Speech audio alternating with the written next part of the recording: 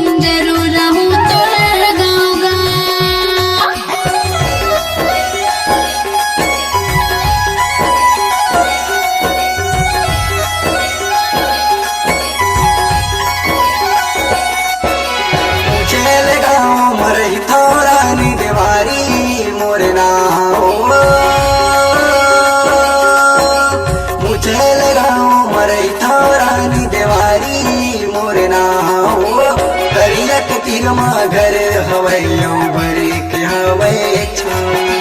तरिया के तीर घर हवैयों भरे के हवै छाँव। माया पीठ के बंधना मरानी मोला बांधे वो। माया पीठ के बंधना मरानी मोला बांधे वो। जवानी याद राजा एक बार करूँगा। वो जवानी याद भैया तुझसे प्यार करूँगा।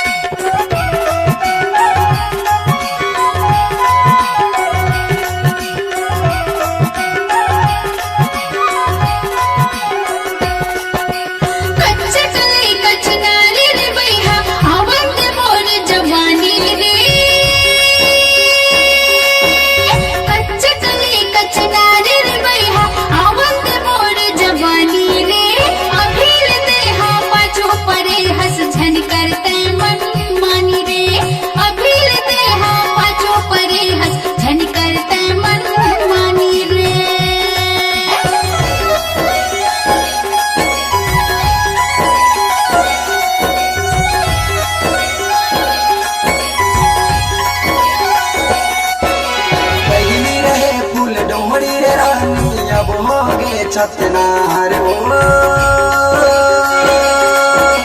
पहली रहे फूल डोहरी रानी अब होगे छतनार हो।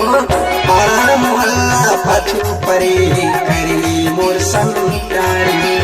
पारा मोहल्ला पछू परे करली मोर संग प्यारी। माया पीठ के बंधना मरानी मोला बांधे वो। माया पीठ के बंधना मरानी मोला बांधे वो। वो जवानी याद राजा एक बार करूँगा। वो जवानी याद राजा तुझसे प्यार करूँगा। इश्क मोहब्बत प्यार कर ले वो। इश्क मोहब्बत प्यार कर ले वो। तोरे जवानी याद रानी एक बार कर ले वो। वो जवानी याद राजा तुझसे प्यार करूँगा। तोरे जवानी याद रानी एक बार कर ले वो। वो जवानी याद राजा तुझसे प्यार करूँगा। तोरे जवानी एक बार कर दियो